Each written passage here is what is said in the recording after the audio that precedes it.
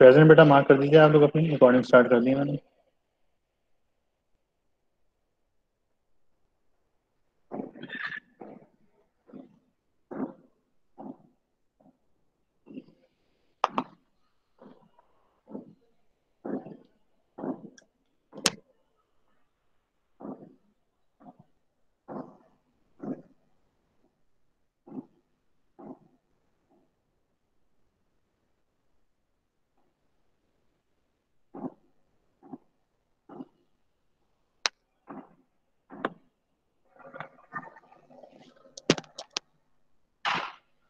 जी बेटा, किसी को कोई सवाल पूछना है, कोई क्वेरी है तो मुझे बताइए, मैंने अपना अपना एमसीक्यू स्टार्ट कर देते हैं।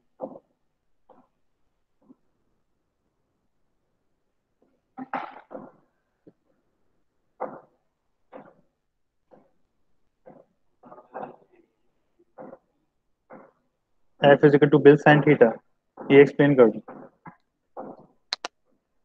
अच्छा,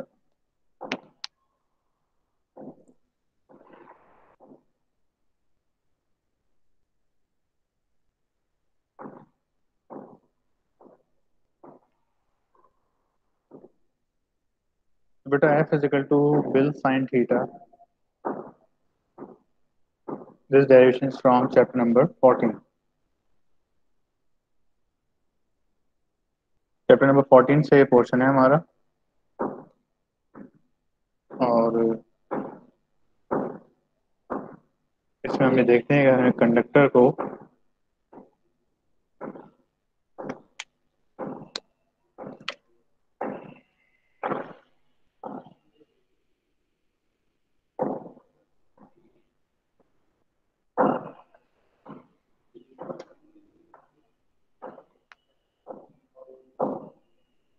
अगर हम एक कंडक्टर को किसी मैग्नेटिक फील्ड में इस तरीके से प्लेस करें और इसमें आई अमाउंट ऑफ करंट पास हो रहा हो, ये मैग्नेटिक फील्ड है।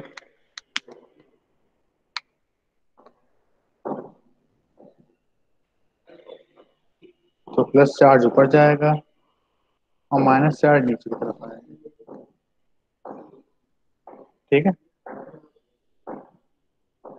तो इस फॉर्मूले पे आने के लिए हम जो शुरुआत करते हैं, कंसीडर कंडक्टर।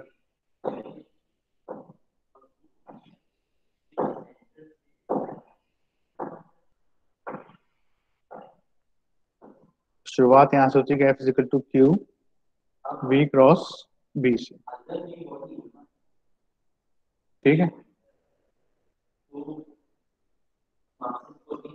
तो हमें यहाँ पर इस कंडक्टर की लेंथ को वेक्टर मानना पड़ता है, और वेक्टर हम कहाँ मानते हैं? जहाँ पे करंट फ्लो कर रहा है, यानी कि करंट अगर यहाँ फ्लो कर रहा है तो मैं इसकी वेक्टर को इस डायरेक्शन में वेक्टर एल मानूंगा, इस लेंथ को वेक्टर एल माना जाए। लेकिन इन विच डायरेक्शन? अबव डायरेक्शन, क्योंकि करंट यहाँ से यूँ फ्लो कर रहा है। ठीक है। क्यू हम चार्ज है जो हमारे पास यहाँ से फ्लो हो रहा है, जिसकी value Q is equal to N A L E के बराबर आती है। ए जो है एरिया ऑफ द कंडक्टर है, ई जो है चार्ज ऑफ द कंडक्टर है, यानी कि ये इसका वॉल्यूम हो जाता है।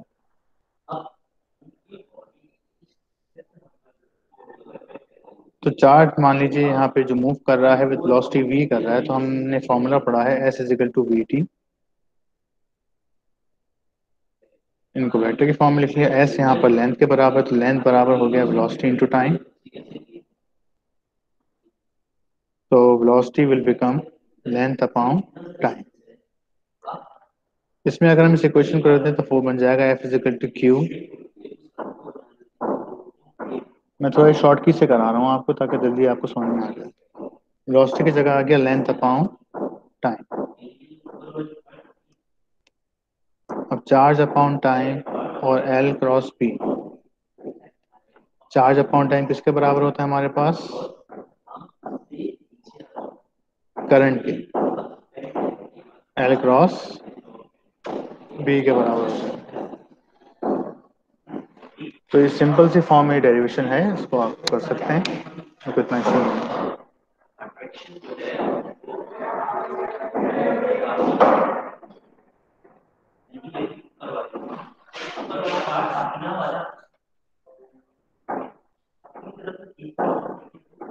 हाँ भाई, और कोई सवाल बेटा किसी का?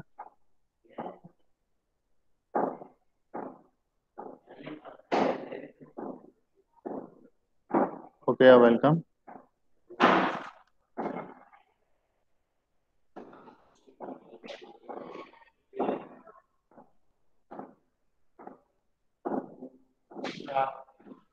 और कोई चीज?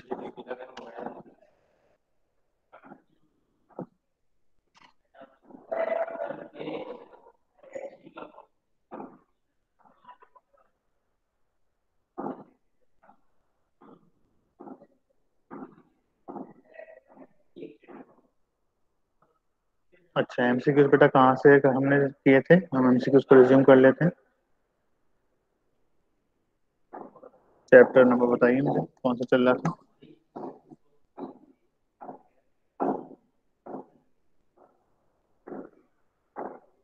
चैप्टर नंबर 14 चल रहा था, आई थिंक, मुझे याद आ रहा है।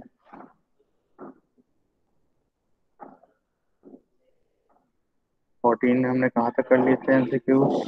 2002।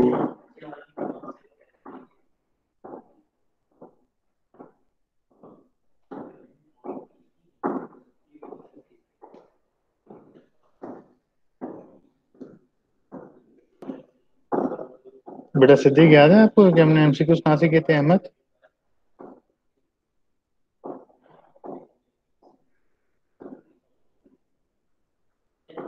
जी सुधरा।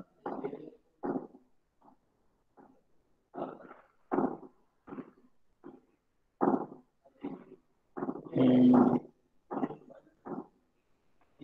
तो मुझे ज़रा देखने दीजिए, मैं तो।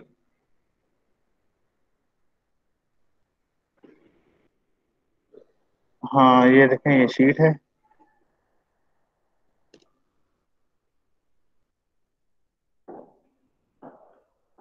Force acting on a charge particle. Okay, 3 sections में कराया ना, तो मुझे भी फिलहाल याद नहीं कि आपको कहाँ तक करा दिया था। यहाँ से ये नहीं हुआ था, यहाँ तक हो गया था। 2003 से करना है थी, 2002 तक हो गया था। हाँ, 2003 से बेटा स्टार्ट करते हैं। The force acting on a charge particle projecting a magnetic field of induction B, maximum when the angle between velocity of a particle is 90। इसको देख लीजिए क्या कह रहे हैं इस सवाल में।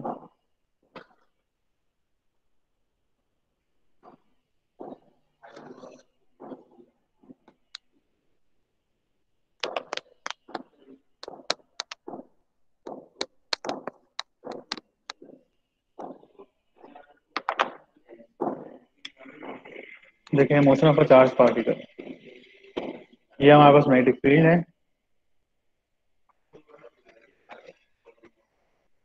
अब हमने चार्ज पार्टिकल को एंटर किया विद वेलोसिटी v, अब b इनटू द पेज है। अब इस पे जो फोर्स लगेगी वो मैक्सिमम लगती है। जो फॉर्मूला क्या है यहाँ पर, F is equal to Q V cross P. तो क्रॉस प्रोडक्ट में अगर आप वेक्टर ए की बात करें कि vector A cross P equal to vector C, तो वेक्टर ए और वेक्टर बी अगर इनके दरमियान एंगल 90 हो, उस पर जो वेक्टर सी आता है दोनों के ऊपर 90 डिग्री बना रहा होता है। तो अगर ए और बी के दरमियान एंगल कितना आ जाए, 90, क्योंकि इसमें आ क्या रहा होता है, अंदर साइन आ रहा होता है, sine theta. T is equal to A B sine theta आ रहा होता है। और साइन थीटा कब मैक्सिमम होगा, जब एंगल कितना हो, थीटा कितना हो जाएगा, 90, ए बी के बराबर आ जाएगा। ये यहाँ पर है कि F is equal to Q V B sine theta. अगर साइन 90 होगा तो फोर्स क्या हो जाएगी बेटा, मैक्सिमम आएगी। सही है यहाँ तक? Transformer is use as a change in voltage. Transformer का काम क्या होता है, वोल्टेज को चेंज करना। ठीक है। 1 tesla is equal to 1 weber per metre square. एक टेस्ला जो है किसके बराबर होता है, 1 वेबर पर मीटर स्क्वायर, ये कैसे, इसको देख लीजिए।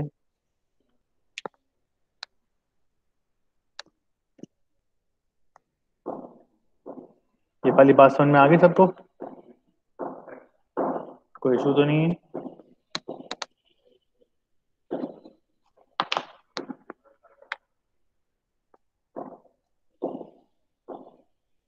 तो बेटा हमारे पास फ्लक्स का यूनिट क्या होता है, बी ए कॉस थीटा। मैक्सिमम में फ्लक्स हो जाएगा बी ए। तो बी कितना हो गया हमारे पास, फ्लक्स अपॉन ए। इसका यूनिट होता है वेबर अपॉन मीटर स्क्वायर। और ये बी का सेल्फ यूनिट क्या होता है, टेस्ला। तो 1 टेस्ला किसके बराबर आ रहा है, वेबर पर मीटर स्क्वायर के बराबर।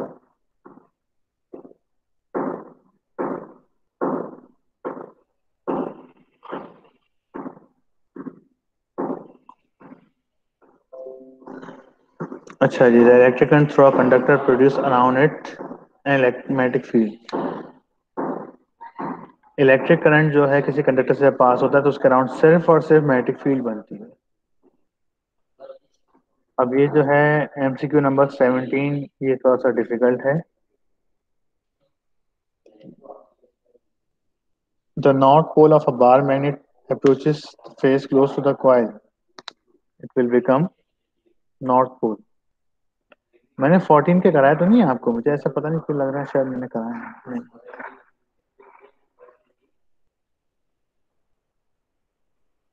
सुधरा? ये करा चुका हूँ तो बेटा बताओ, तो ये करा चुका हूँ मैं। फिर क्या कर रहे थे हम लोग आज? कौन से चैप्टर ये कर रहे थे? फिर याद नहीं आ रहा, फिर मुझे ईमेल चेक करनी पड़ेगी।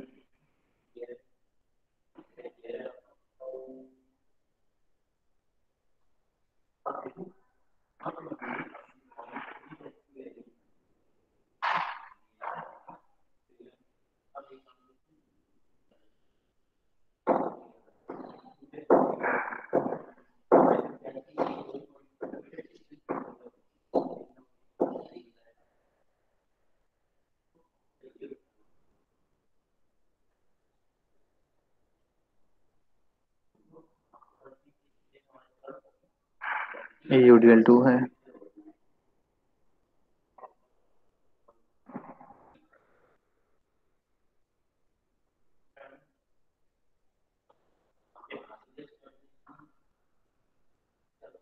ये जमीन 2 है क्लास। अब देखते हैं क्या पढ़ाया था यहाँ पे।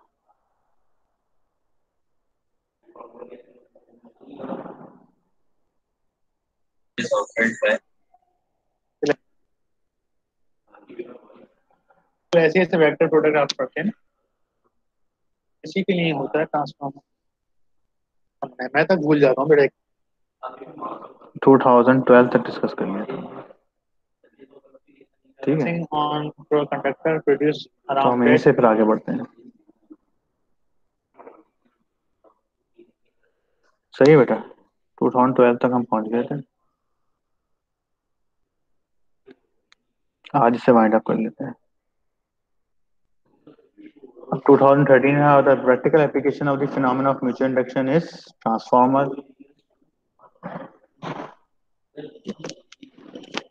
or the direction of induced currents given by Lenz's law.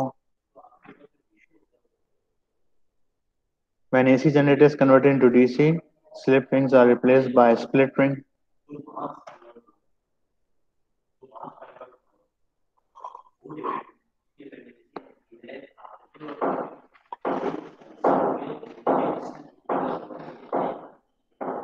AC generator is converted into DC generator, slip rings is replaced by split ring. ठीक है, देख सकते हैं ये कितनी बार आया हुआ है MCQ. Path of neutron moving perpendicular field. Neutron जब मैग्नेटिक फील्ड में एंटर होता है तो उस पर कोई भी फोर्स नहीं लगती, वो स्ट्रेट बिगड़ जाता है। The number of turns double in the self-inductance। Self inductance जो है वो मटेरियल पे डिपेंड करती है, कॉइल पे अगर टर्न्स बढ़ाएंगे तो उस पर कोई फर्क नहीं पड़ेगा, इनसे।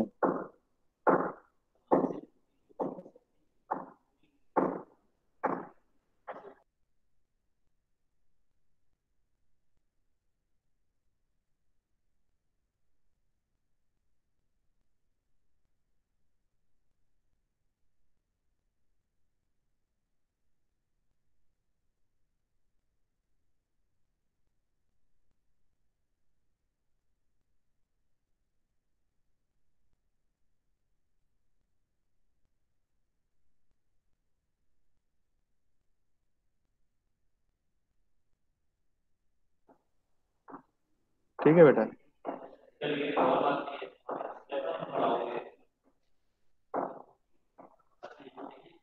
हाँ, when an electron moves in a magnetic field B with velocity v, the magnetic force acting on its perpendicular है। तो मैग्नेटिक फील्ड जो एक्ट करती है वो दोनों बी और वी दोनों के ऊपर क्या होती है, 90 डिग्री का एंगल बना रही है। तो उसको देख लीजिए कैसे।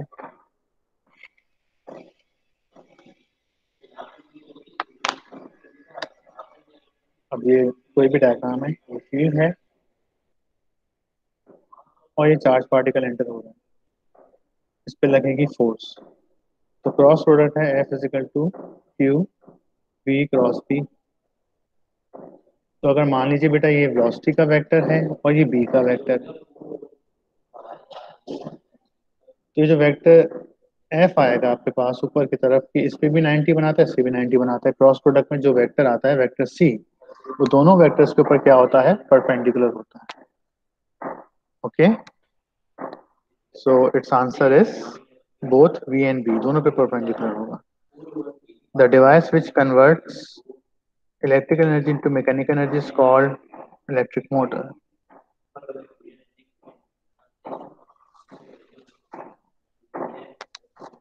The force per unit length of a current carrying conductor in an uniform magnetic field is BIL sine theta यानी कि I L cross B.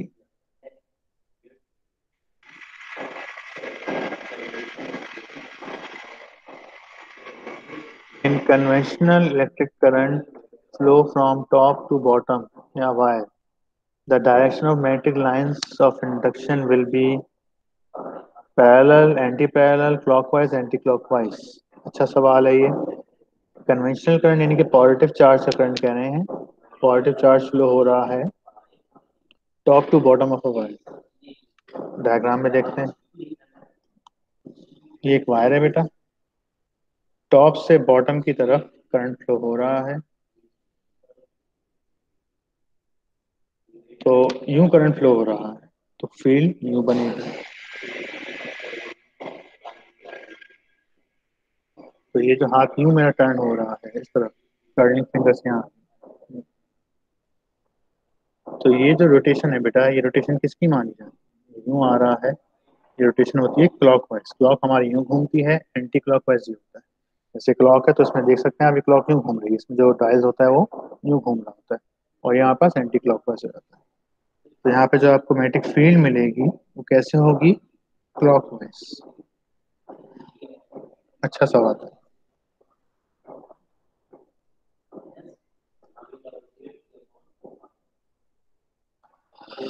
If the speed of a conductor moving in uniform magnetic field perpendicularly is increased, तो induce EMF भी क्या हो जाएगा, बढ़ जाएगा।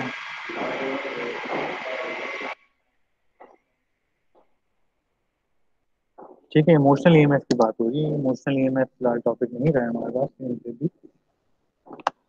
यानी कि मैंने आपको बताया था कि एक हमारे पास मैग्नेटिक फील्ड है और ये हमने एक कंडक्टर यहाँ रखा हुआ है।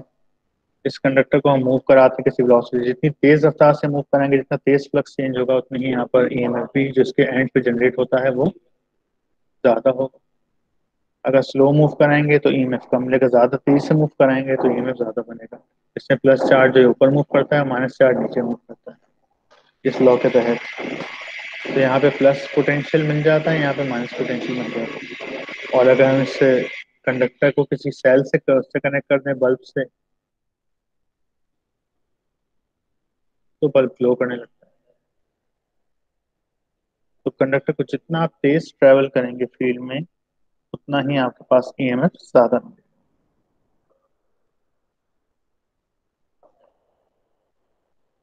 The practical application of the phenomena of mutual induction is, transformer है।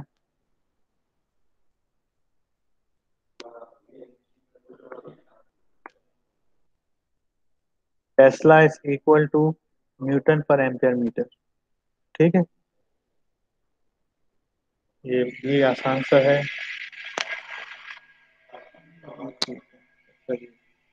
F is equal to I L P. तो बी किसके बराबर हो जाएगा हमारे पास, एफ अपान आई एल। ये यूनिट आ गया न्यूटन, करंट का आ गया एम्पेयर और लेंथ का आ गया मीटर, तो ये यूनिट हो गया न्यूटन एम्पेयर मीटर, और बी का अपना यूनिट क्या होता है टेस्ला, तो tesla is equal to newton per ampere metre. Force का यूनिट न्यूटन आ गया, करंट का एम्पेयर, लेंथ का मीटर, बी का इटसेल्फ यूनिट क्या होता है टेस्ला।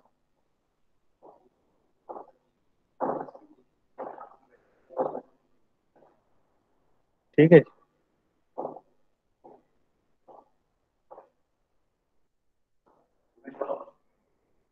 नॉन कंडक्टिव वायर जो होते हैं यूज की जाती है रेजिस्टेंस बॉक्स में टू मिनिमाइज सेल्फ इंडक्टेंस, ये बहुत इंपॉर्टेंट न्यूमेरिकल है, इसको याद कर लीजिए। ये टॉपिक मैंने आपको पढ़ाया भी नहीं है तो कोर्स का हिस्सा नहीं है, लेकिन सुन लीजिए बस।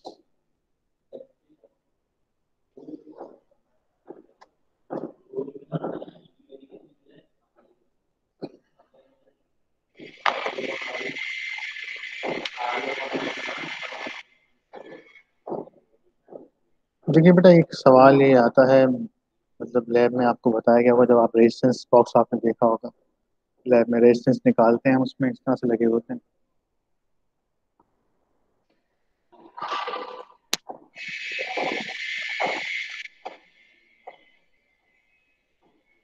ठीक है, इसमें यहाँ ये लगे होते हैं प्लग्स, इन प्लग्स के अंदर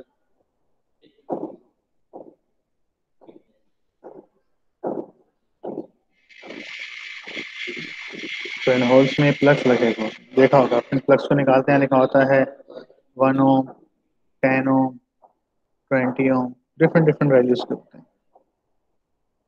तो ये हर वैल्यू जो है उसकी ओम्स को रिप्रेजेंट करती है, ये 1 का है, ये 2 का है, ये 10 का है, ये 5 ये 50 का है। तो जिसको भी आप निकाल देते हैं वो रेजिस्टेंस वहां पर ऑन हो जाती है, एक्टिव हो जाती है। यानी अगर मैं ये वाली निकाल दूं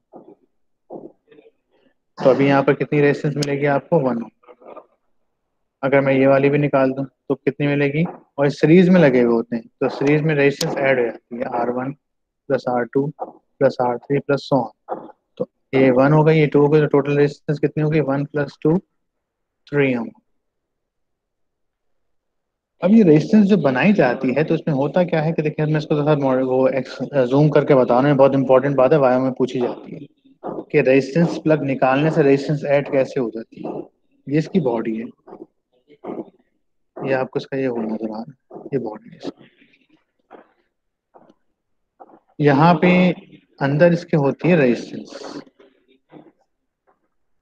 अब जैसे ही बेटा हम इस प्लग को निकालते हैं, ये प्लग लगा हुआ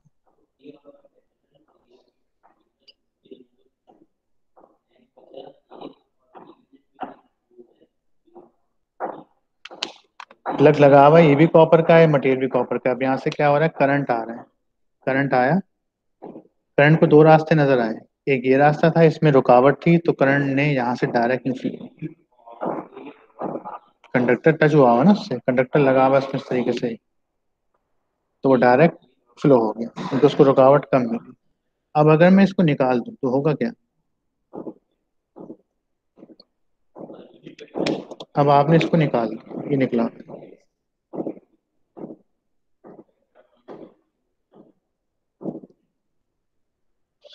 अब जब करंट आएगा सर्किट में तो वो यूं नहीं जा सकता, अब उसको यहीं से होकर गुजरना, जो यहाँ से गुजरेगा तो यहाँ पे उसको रेजिस्टेंस मिलेगी और वो रेजिस्टेंस क्या हो जाती है, ऐड हो जाती है। तो ये वो प्रोसेस होता है कि प्लग निकालने पे रेजिस्टेंस कैसे ऐड हो जाती है।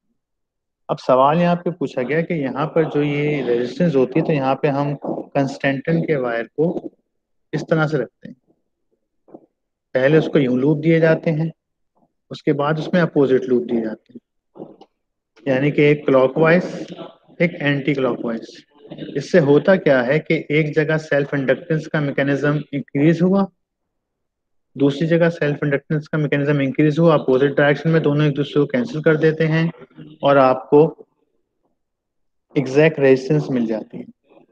किसी भी कॉइल में जब करंट फ्लो होता है तो आपको पता है उसमें इंड्यूस ईएमएफ बनने के चांसेस होते हैं, बन सकते हैं। तो इसीलिए यहाँ पर इंड्यूस ईएमएफ ना बने, और हम क्या करते हैं कॉइल की दो रोटेशंस करते हैं, एक क्लॉकवाइज और एक फिर एक एंटी क्लॉकवाइज, यानी कि पहले वो मैकेनिज्म इसमें ऐड होगा फिर सब्ट्रैक्ट हो जाएगा। यानी कि पहले आपने इसको +1 किया, फिर -1 किया, तो नेट जीरो आ गया, यानी कि ये इफेक्ट खत्म हो गया। सेल्फ इंडक्टेंस का इफेक्ट क्या हो गया, खत्म। इस तरह की वायरिंग को हम कहते हैं इंडक्टिव वायरिंग। तो यहाँ नॉन इंडक्टिव वायरिंग कॉइल में क्यों यूज की जाती है, तो minimise self inductance. The path of neutron is straight line, पता है आपको। The scalar product of electric and density at vector area is electric flux. ठीक है क्लास, तो यहाँ पे चैप्टर नंबर 14 के हमारे सारे एमसीक्यूज खत्म हो जाते हैं।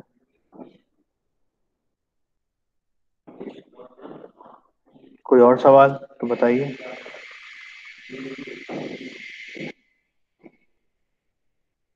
किसी का कोई सवाल है?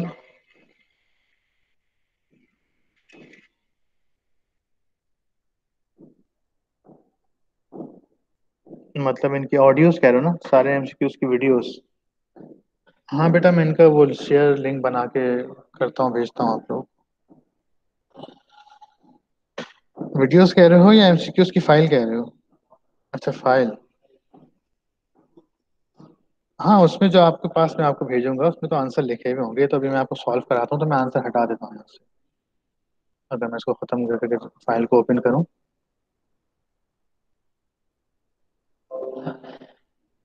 ठीक है, ये ना फाइल। तो इसमें सारे आंसर्स देखे लगे हुए हैं। चैप्टर 11 का भी लगा हुआ है। सर आंसर्स के साथ ही दे देगा। हाँ, ये देखे ना, सारे आंसर्स लगे हुए हैं, अंडरलाइन भी हुए हुए हैं और डबल स्टैटिक भी हुए हैं।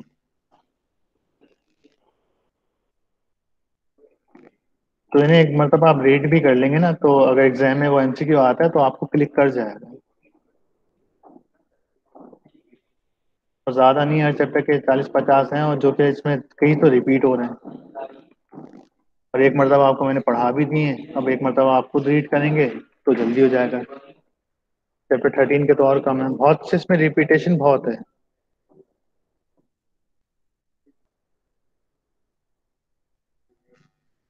ठीक है बेटा, किसी का कुछ सवाल?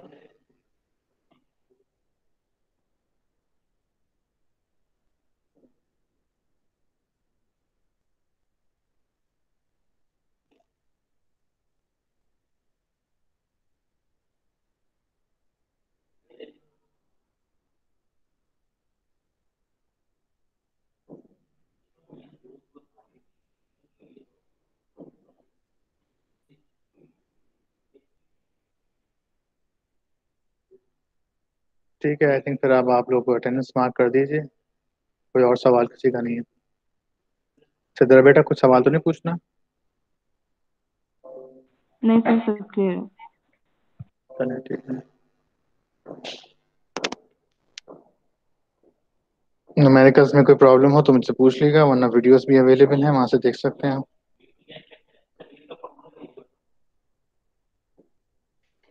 सारे न्यूमेरिकल्स जो मैंने इंपॉर्टेंट शीट आपको दी है उसी में से ही है। उसको आप अच्छी तरह से सॉल्व कर लें अगर, तो बोर्ड की तैयारी भी आपकी अच्छी हो जाएगी और पेपर की तैयारी भी अच्छी हो सर इम्पोर्टेंट कौन सा क्लासरूम में जो डाले हैं इम्पोर्टेंट न्यूमेरिकल्स की जो। जाएगी। नहीं, जो मैंने वहाँ फोटो स्टेट पे रखवाए हैं। ठीक है सर।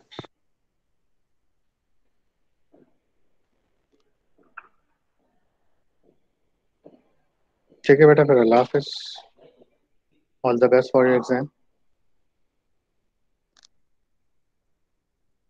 अच्छी तरह से पेपर करिएगा, इस मतलब तैयारी करिए।